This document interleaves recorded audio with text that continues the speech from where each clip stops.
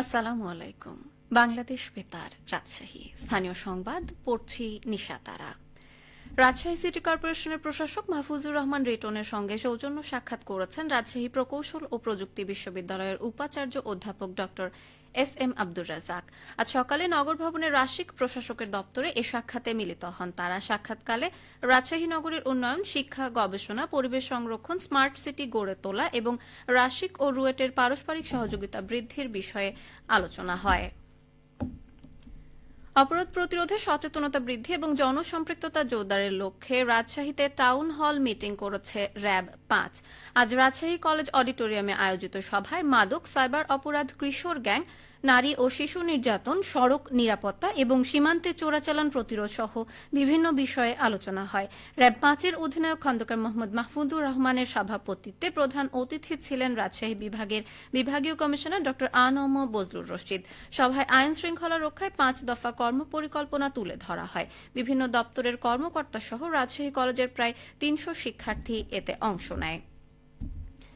সনাতন হিন্দু সম্প্রদায়ের ঐতিহ্যবাহী রথযাত্রা উৎসব নিরাপদ ও উৎসবমুখর পরিবেশে উদযাপন নিশ্চিত করার লক্ষ্যে পাবনা জেলা পুলিশের উদ্যোগে সনাতন ধর্মাবলম্বী নেতৃবৃন্দের সাথে এক বিশেষ মতবিনিময় সভা অনুষ্ঠিত হয়েছে। আজ সকালে পাবনা পুলিশ সুপারের কার্যালয়ের সম্মেলন কক্ষে এই সভা অনুষ্ঠিত হয়। পাবনা পুলিশ সুপার সুফি উল্লাহর সভাপতি হিসেবে উপস্থিত থেকে সার্বিক নিরাপত্তা পরিকল্পনা ও আইন শৃঙ্খলা পরিস্থিতি নিয়ন্ত্রণে রাখার লক্ষ্যে গুরুত্বপূর্ণ দিক নির্দেশনা প্রদান করেন।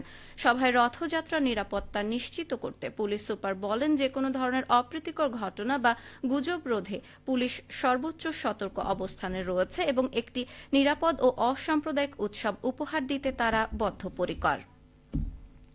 নওগাঁয় প্রবল বৃষ্টিপাতের কারণে নদ নদীর পানি কিছুটা বৃদ্ধি পেয়েছে, তবে এখনও কোনো পয়েন্টেই বিপদসীমা অতিক্রম করেনি। নওগাঁ পানি উন্নয়ন বোর্ড জানিয়েছে, আজ সকালে আত্রাই নদীর মহাদেবপুর পয়েন্টে বিপদসীমার ২.৮৪ সেন্টিমিটার নিচ দিয়ে প্রবাহিত হচ্ছে।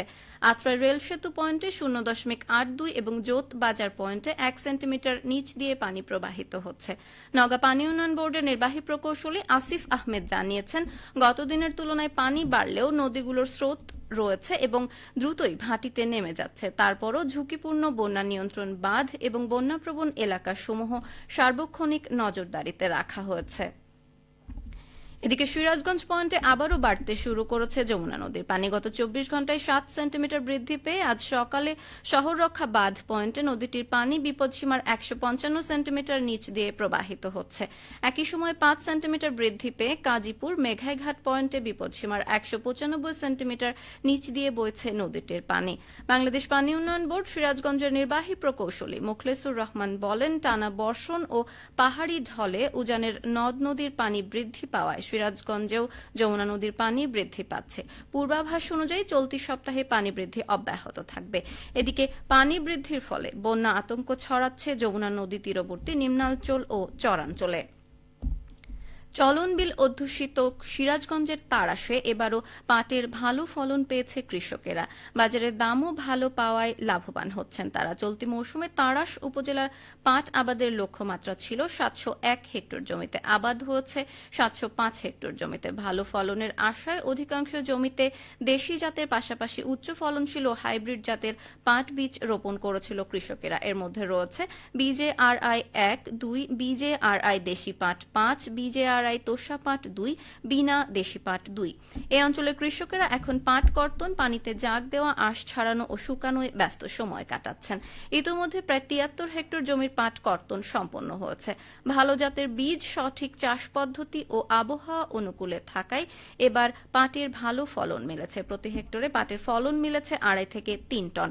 তাড়াশ উপজেলা কৃষি কর্মকর্তা কৃষিবিদ শর্মিষ্ঠা সেনগুপ্তা বলেন, সোনালী আঁশ খ্যাত পাটের আবাদ বাড়াতে কৃষকদের নানাবিধ সহায়তা দেওয়া হচ্ছে, প্রদান করা হচ্ছে প্রণোদনা, ফলে প্রতি বছরই পাটের আবাদ বৃদ্ধি পাচ্ছে।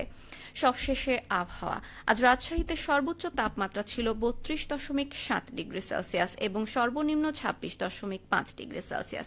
বিকেল ৩টায় বাতাসে আপেক্ষিক আর্দ্রতার পরিমাণ ছিল ৭৮%। রাজশাহী ও পার্শ্ববর্তী এলাকায় আজ সূর্যাস্ত সন্ধে ৬টা ৫৭ মিনিটে।